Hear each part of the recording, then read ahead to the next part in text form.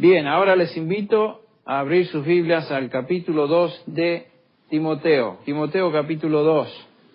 El plan de Dios para las mujeres en la iglesia.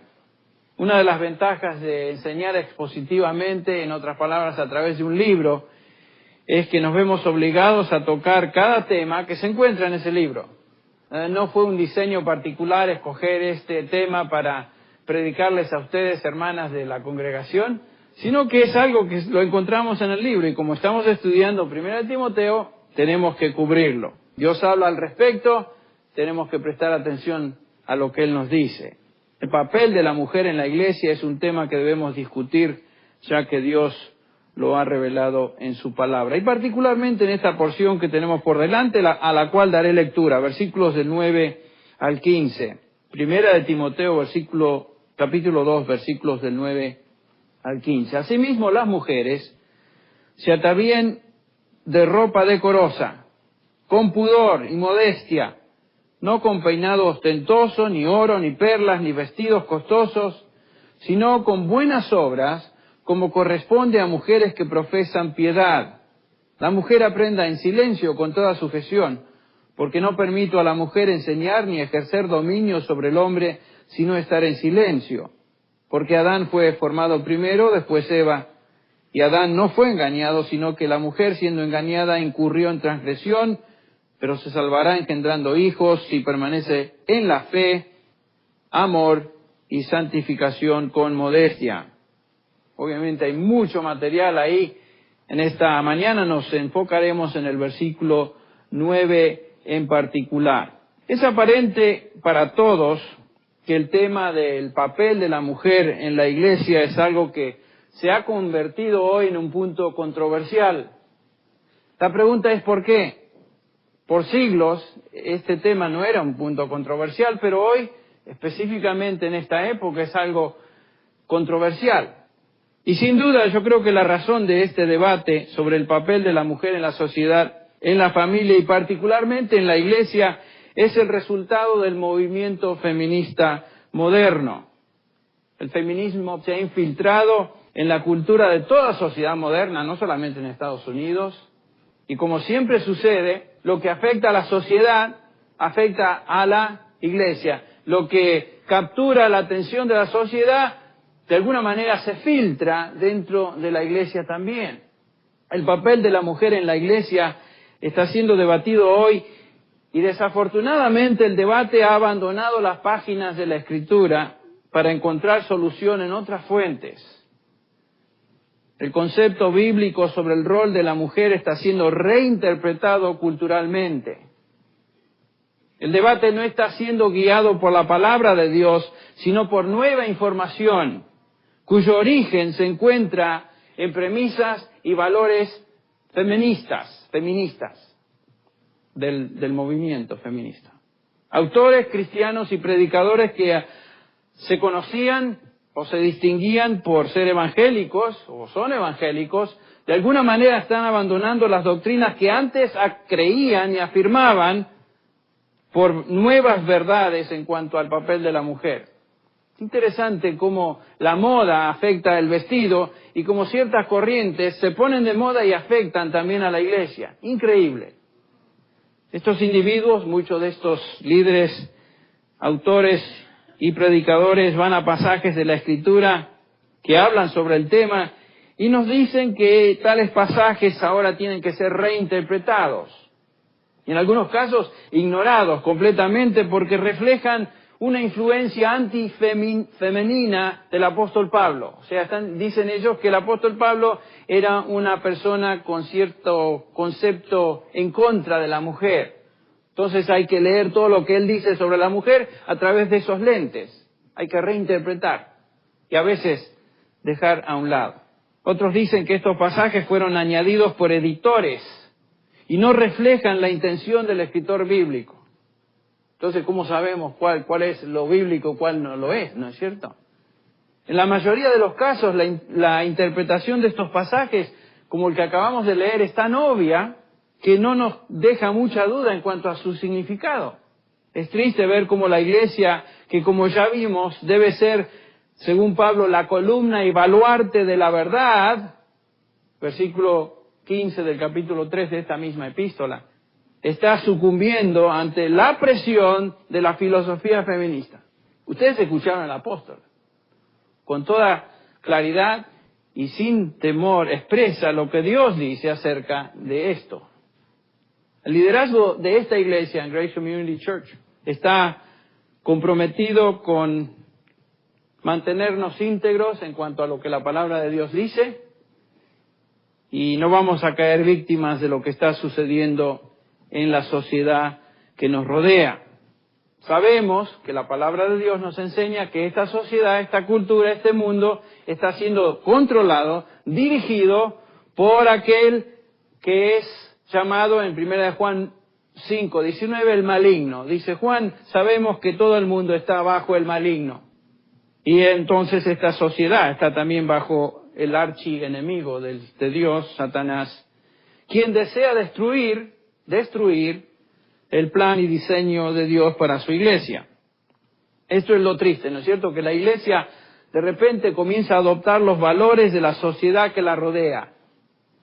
Y sin darse cuenta, o a veces dándose cuenta, pero por lo general sutilmente se identifica o se alinea con el enemigo de Dios, Satanás. Dios ha diseñado un plan y un lugar para el hombre y la mujer en la sociedad, en la familia y en la iglesia. Esto es claro en la Escritura.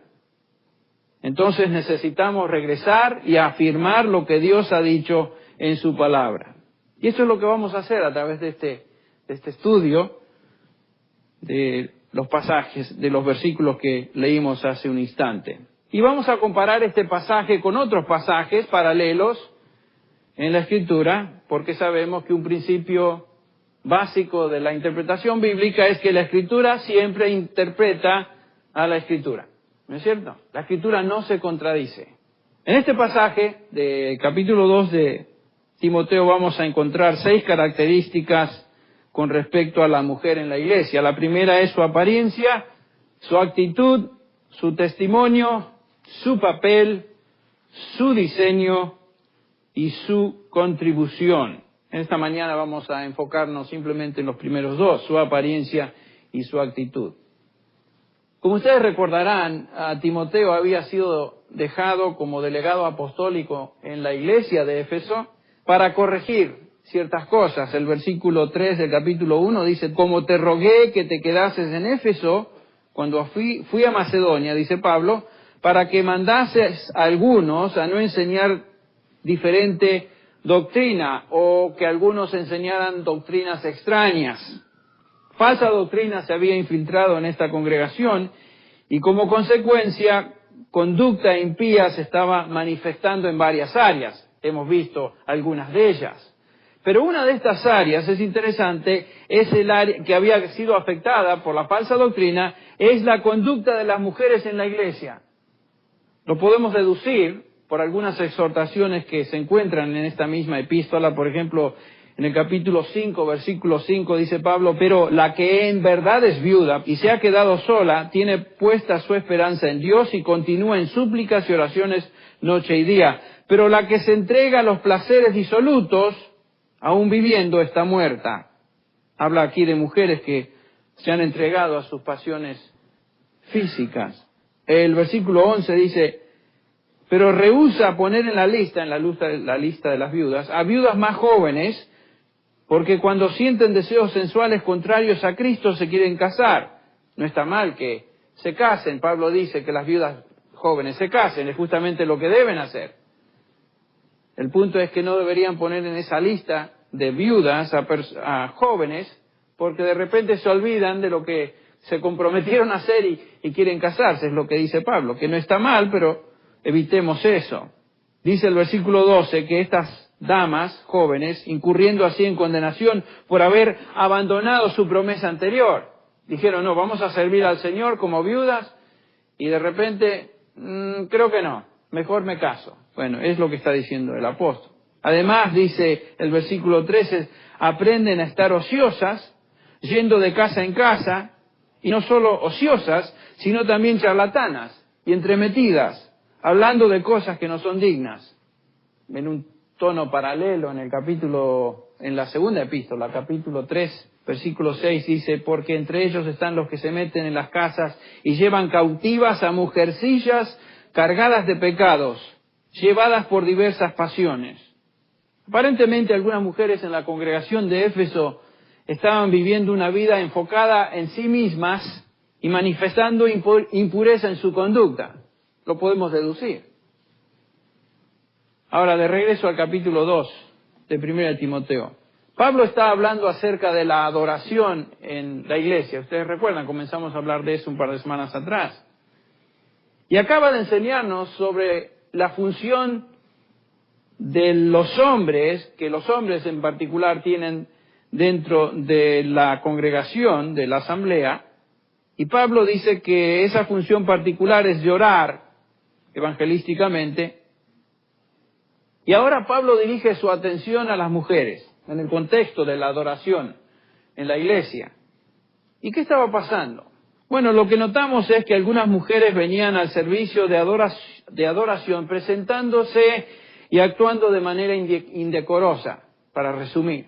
No estaban enfocándose en la adoración a Dios, que es el enfoque de la iglesia cuando nos reunimos, es lo que hacemos, venimos a adorar al Señor. Todo lo que hacemos en el servicio de adoración, por eso lo llamamos así, es enfocarnos en Dios, en sus obras, en lo que Él hizo a favor nuestro, en su palabra, en su creación, en su persona, etc.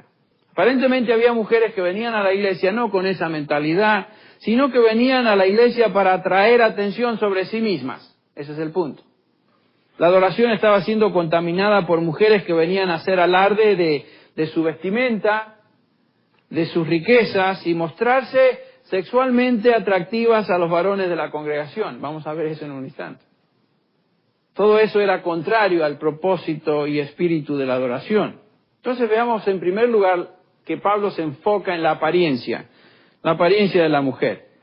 La vestimenta y la apariencia personal siempre han sido de importancia para las damas. Dice acá el versículo 9 asimismo que las mujeres se atavíen de ropa decorosa, no con peinados ostentosos, ni oro, ni perlas, ni vestidos costosos. No está mal venir bien presentada a la iglesia, ¿no es cierto? Pablo no está hablando en contra de esa. Está hablando de la motivación detrás de eso. ¿Cuáles son los motivos que llevan a las mujeres a vestirse tal vez en una forma muy pronunciada, digamos, estrafalaria, llamativa? Exacto. Pablo nos habla de un problema que aquí existía en esta congregación. Aparentemente no venían modestamente vestidas. Y realmente el pasaje no es difícil de entender. Es francamente simple. Dice, asimismo, Pablo comienza el versículo 9, nos lleva, es una conexión con el versículo anterior, nos lleva al versículo anterior donde Pablo ha dicho, quiero que los hombres oren en todo lugar levantando manos santas, sin ira ni contienda. Asimismo las mujeres, y ahora se enfoca en las mujeres, asimismo entonces nos introduce a un nuevo tema, pero que está relacionado al anterior. Es una nueva dimensión del tema general que tiene que ver con el comportamiento de hombres y mujeres en el servicio de adoración. Ese es el tema general de esta porción que estamos estudiando. Los hombres deben orar públicamente, no solamente con manos santas, que refleja una vida pura, hablamos de eso, sino también sin contienda, lo cual habla de una actitud del corazón. Entonces la vida y el corazón es lo que importa en la adoración correcta. ¿Cómo venimos preparados para el servicio de adoración, tanto en vida, corazón, como conducta? De eso nos está hablando el apóstol. Y dice Pablo que las mujeres, asimismo las mujeres se atavíen de ropa decorosa. Noten que comienza con un asimismo, hay que conectarlo al versículo anterior. Dice Pablo, quiero que, esa es la conexión. Y como dijimos, Pablo no está hablando simplemente de un deseo que los hombres oren, deseo que las mujeres hagan esto. No, Pablo está diciendo esto mando. No es el verbo celo, sino el verbo bulomai, que habla de mandamiento, habla de algo que es con autoridad está dictando el apóstol. Dice, mando esto a los hombres y asimismo a las mujeres. Pablo está hablando con su autoridad apostólica. No está dando simplemente una sugerencia de una persona. El capítulo 1, versículo 1, cuando él se presenta a la iglesia o a Timoteo, dice: Pablo, apóstol de Jesucristo, por mandato de Dios nuestro Salvador y del Señor Jesucristo. Pablo está diciendo esto: mando como apóstol, no simplemente por opinión personal. Pablo no era un chauvinista, una persona que tenía una actitud hostil hacia las mujeres. No. Pablo dice: esto mando como apóstol, y el que manda es Dios. Yo simplemente soy su representante. ¿Qué es lo que manda? Bueno, que se atavíen decorosamente. La palabra atavíen es la traducción de la palabra griega cosmeo, de donde sacamos nuestra palabra cosmético, que quiere decir arreglarse, colocar en orden. La idea es de prepararse para la adoración arreglándose de ropa decorosa. La palabra decorosa es otra forma del verbo, de la misma palabra, de la misma raíz, cosmios, es un adjetivo que quiere decir en orden, apropiadamente, bien arreglada. Entonces Pablo está hablando que las mujeres deben venir bien arregladas. Es la palabra que también se usaba para expresar actitudes y conducta. La mujer debe venir preparada, arreglada en su aspecto externo y en su aspecto también interno. Adornada por fuera, pero por sobre todas las cosas, adornada también adentro. El atuendo externo habla volúmenes de la condición interna de una persona, ¿no es cierto?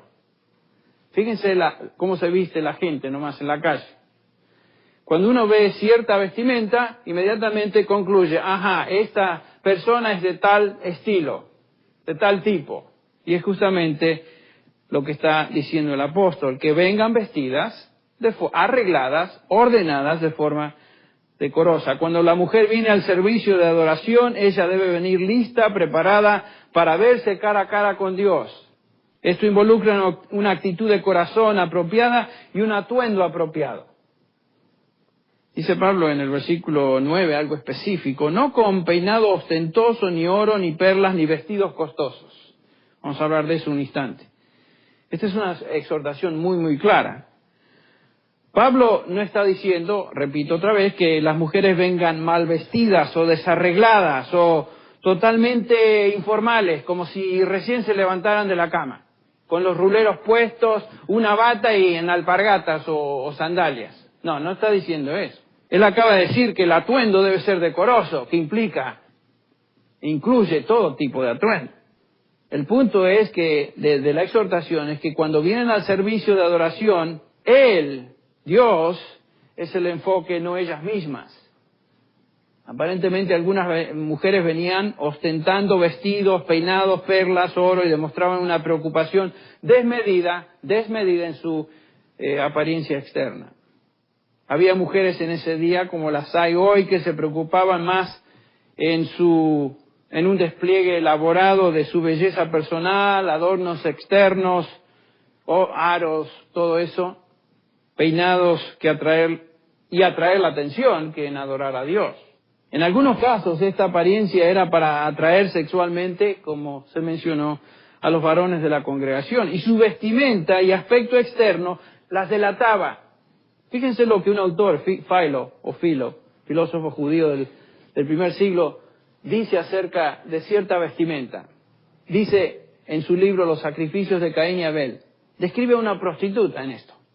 Y dice, cito: tenía el cabello arreglado en trenzas elaboradas, sus ojos con líneas de lápiz, sus párpados hundidos en pintura, y su ropa bordada abundantemente con flores, y brazaletes, y collares de oro, y joyas colgando por todos lados. Esta es la descripción de ese día de una prostituta. Y como ustedes pueden ver, alguna de esas descripciones, uno ve acá lo que dice el apóstol Pablo: madre mía, ¿qué está pasando ahí? Algunas mujeres venían a la iglesia con una apariencia que se observaba en las mujeres de la calle, más que en una mujer que venía a adorar a Dios. Imagínense inmediatamente el impacto que esto tenía cuando una de estas muchachas entraba a la congregación. Nadie pensaba en Dios.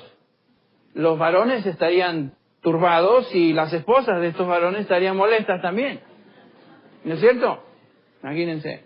Esto era en contraste y en contra del espíritu del servicio de adoración total.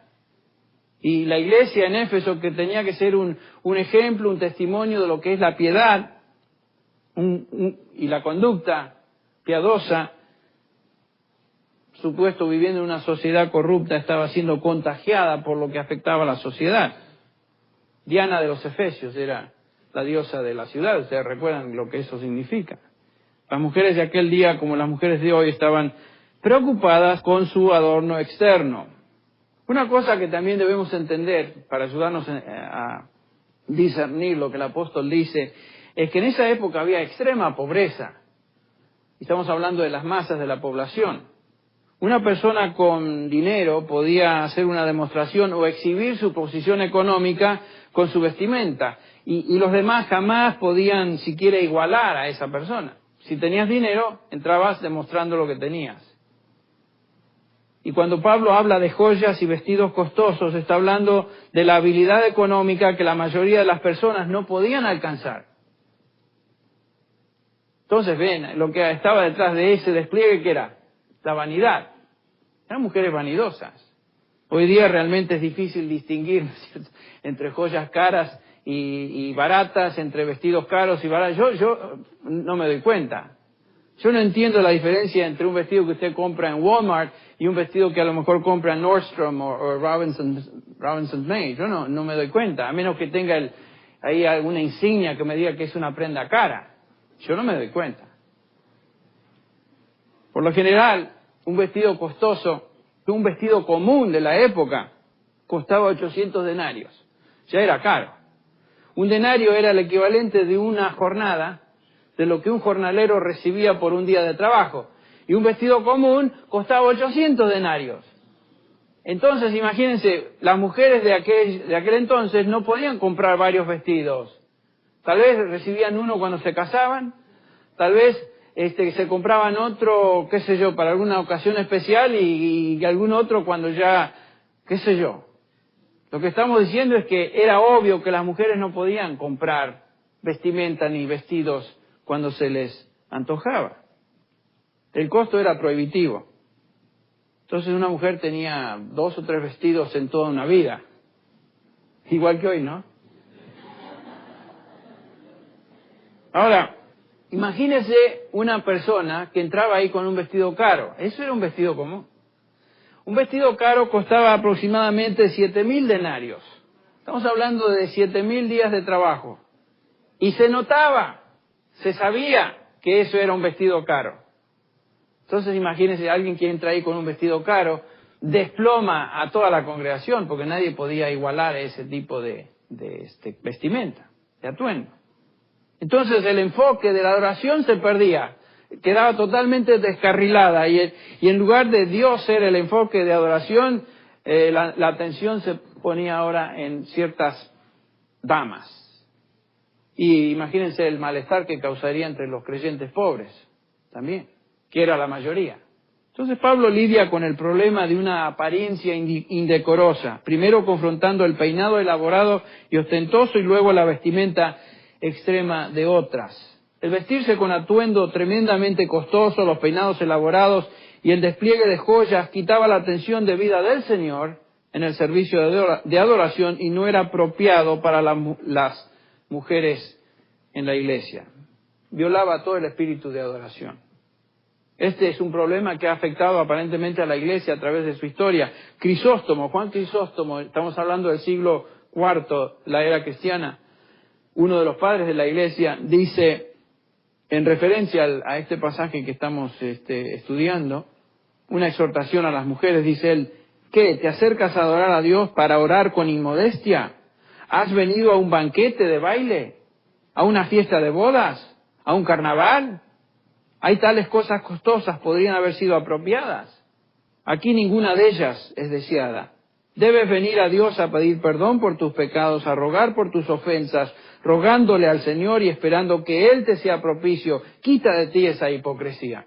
Es una exhortación de Crisóstomo para las damas de la iglesia. El punto es que el servicio de adoración requiere un decoro especial. De eso estamos hablando.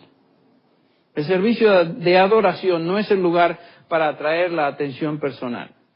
Ahora, ¿cómo puede saber una mujer si está bien vestida o mal vestida? ¿Qué vamos a hacer? ¿Vamos a tener ciertas reglas? ¿Vamos a poner condiciones? Si usted se viste de tal manera, entre. Si no entre, vamos a poner ahí un inspector de atuendo a la puerta, a la entrada de la congregación. No, esa no es la idea. Estamos hablando de una cuestión del corazón.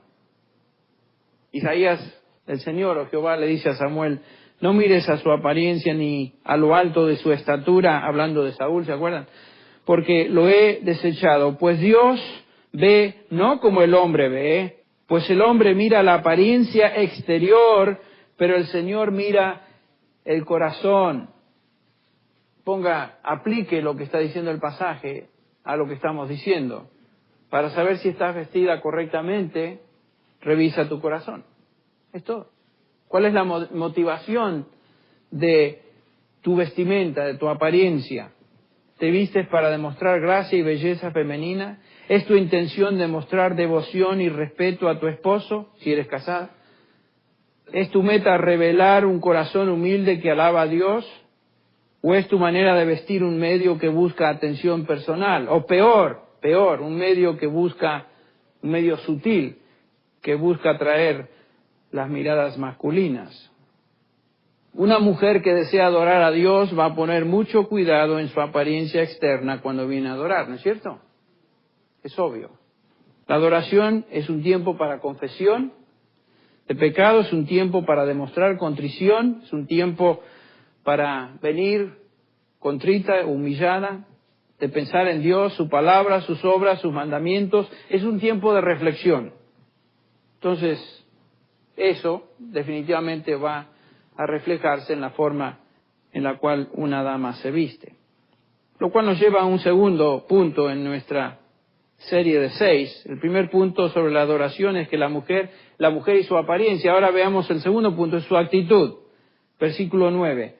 Asimismo que las mujeres se vistan con ropa decorosa, con pudor y modestia, dice. Pudor y modestia. La primera palabra, pudor, es la traducción de un término griego, hay dos, que solo aparece en todo el Nuevo Testamento en este lugar. Y se refiere a pudor acompañado de humildad. Es un temor piadoso. En su esencia tiene un sentido de vergüenza. Está hablando de cierto sentido de vergüenza. Yo creo que el término pudor en español tiene ese sentido también. Cierto sentido de vergüenza, pudor. ¿De qué se avergüenza la mujer o de qué se debe avergonzar? ¿Va a estar avergonzada de su ropa? ¿Va a estar avergonzada de su cabello? No, la idea es que tiene que tener pudor, avergonzarse de cualquier cosa que contribuya a que alguien piense en ella como una atracción lasciva, o cualquier cosa que ella o en su persona, en la forma en que se viste, puede causar en otra persona, en otro creyente, como distracción, en lugar de la adoración a Dios. Este es el tipo de vergüenza. Una mujer con este tipo de temor y con este tipo de vergüenza nunca se va a vestir de manera seductora o indecorosa, es obvio. Entonces, esta debe ser la actitud de una mujer piadosa. Ningún deseo que irá más allá de lo que es honorable, ningún deseo excepto lo que es puro y modesto, lo que es apropiado delante de Dios. Esta es una mujer que no quiere ser piedra de tropiezo a otros, a ningún creyente y particularmente a un hermano en Cristo. Definitivamente yo creo que en nuestra congregación no tenemos que tener mucho cuidado de esto. Voy a mencionar algo al respecto, pero en otras congregaciones donde yo he estado, realmente las damas eran motivo de tropiezo. La segunda palabra, modestia, que aquí se menciona, quiere decir dominio propio. Dominio propio. Específicamente se refiere a tener dominio propio en cuanto a pasiones sexuales. Los griegos valoraban mucho esta virtud. Uno de sus autores, le llama el mejor regalo de los dioses, ser modesta, tener dominio propio. El control de los deseos de la carne es una demostración de la presencia del Espíritu, es lo que nos dice Gálatas capítulo 5, ¿no es cierto? Y es una virtud que Pablo aquí menciona particularmente en referencia a la mujer que adora. El punto de este versículo es que la iglesia congregada es el lugar para adorar. La iglesia no es el lugar donde la gente viene y desfila como si fuera una exposición de modas. Es realmente ofensivo, ¿no es cierto? Y triste ver cuando usted mira los programas de televisión supuestamente cristianos. ¿Se han fijado en los caracteres, los personajes que están ahí? A la luz de este pasaje. Peinados, humildes, decorosos, ¿verdad? No, totalmente ostentosos. Vestidos, que va. Y no estoy hablando simplemente de mujeres, hay todos los que están aparentemente para demostrar sus personas, absorbidos con una preocupación desmedida en su apariencia personal. Estos son los que nos llaman constantemente y nos invitan en esos programas a la adoración a Dios.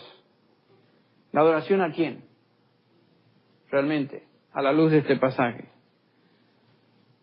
¿Estas personas realmente estimulan a la adoración a Dios o repelen? Y eso es lo que está Pablo diciendo. El aspecto externo en el cual uno viene a adorar a Dios refleja mucho del corazón. Y en Éfeso había mujeres que aparentemente estaban causando problemas con su apariencia externa y su actitud en cuanto a la adoración. Entonces las mujeres tenían que entender su posición y que Dios requería para ellas una adoración apropiada. Por supuesto que hay lugar para que una persona se vea atractiva y que demuestre su gracia, su belleza, del sexo femenino que el Señor le ha concedido. Pablo no está hablando de presentarse en público como una beata mal vestida tampoco, sin atraer a nadie, lo cual sería la antítesis, el otro extremo, ¿no es cierto? Una persona que viene mal vestida con tal vez una túnica arriba simplemente en el día de hoy, se presentara así en medio nuestro, sería una distracción también. Igual que una que viniera despampanantemente vestida. Es lo mismo. Sería otra forma de atraer atención inapropiada sobre sí misma. Entonces la mujer que viene a adorar, dice Pablo, debe estar preparada, arreglada, por afuera, por dentro. Y este equilibrio se encuentra en aquellas mujeres cuyos corazones están bien con Dios, están en sintonía con Dios. Ese es el punto. Quisiera terminar leyéndoles una porción de Isaías, capítulo 3. Isaías, capítulo 3. Vamos a comenzar con el versículo 16. Era una época de prosperidad en Israel. El rey en este momento era Usías. La nación estaba experimentando prosperidad económica, paz con sus enemigos. Usías fue rey de Israel 52 años, nos dice. Y como resultado de este tiempo de prosperidad y paz, dice este pasaje que las mujeres israelitas se volvieron materialistas, se volvieron desvergonzadas. Muy parecido a lo que hoy vemos en nuestra sociedad. Isaías 3:16 dice así: además dijo el Señor, puesto que las hijas de Sión son orgullosas, andan con el cuello erguido y los ojos seductores, y caminan con paso menudo haciendo tintinear las ajorcas en sus pies, andaban buscando seducir sexualmente. Dice el versículo 17, el Señor herirá con tiña el cráneo de las hijas de Sión, y el Señor desnudará su frente. Está hablando de ser desnudadas en público. Creo que Reina Valera dice, Jehová descubrirá sus vergüenzas. El temor más grande, pienso, de una mujer es ser desnudada en público a la fuerza. Y eso es lo que iba a suceder. Iba a llegar un momento de juicio. Dice el versículo 18, aquel día el Señor les quitará el adorno de las ajorcas, los tocados y las lunetas, los pendientes, los brazaletes y los velos, las redecillas, las candenillas de pie, las cintas, las cajitas de perfume y los amuletos, los anillos y aretes de nariz, las ropas de gala, las túnicas, los mantos y las bolsas. Imagínense, prosperidad y paz ha traído habilidad económica que se desplegaba en una forma casi insolente. Y continúa el versículo 22, las ropas de gala, las túnicas, el versículo 23, los espejos, la ropa interior, los turbantes y los velos. Y sucederá que en vez de perfume aromático habrá podredumbre, en vez de cinturón, cuerda, en vez de peinado artificioso, calvicie, en vez de ropa fina, ceñidor de cilicio, cicatriz, en vez de la hermosura. Qué increíble pasaje, ¿no? Le revela la actitud de Dios para personas, mujeres en particular en este caso, que no tienen ningún sentido de pudor, de decoro, de temor, de vergüenza. Dios aborrece el despliegue de orgullo, el buscar atención sobre sí. El vestirse con prendas costosas no es necesariamente pecado. Lo vemos, por ejemplo, en Proverbios, la mujer de Proverbios capítulo 31, que definitivamente era una mujer pudiente, una mujer que se vestía de púrpura, que indicaba una posición económica elevada.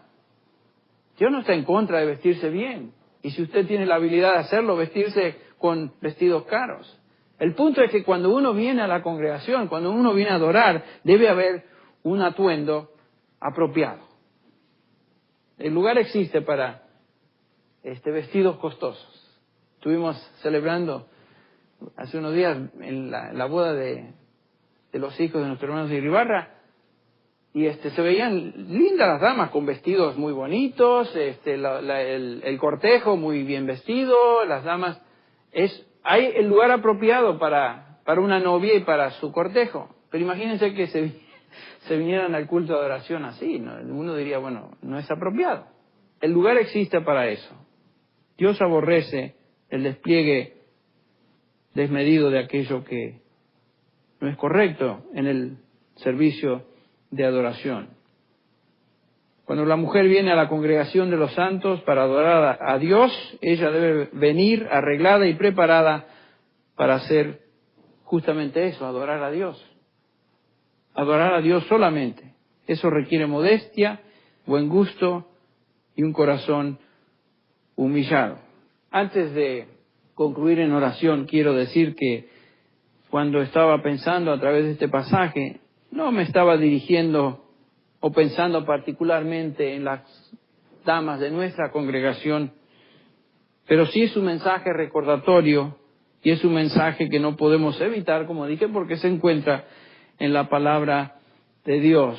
Sí, realmente yo estoy agradecido al Señor por las damas de nuestra iglesia, de nuestra congregación hispana. Han mostrado y muestran sensibilidad al Señor.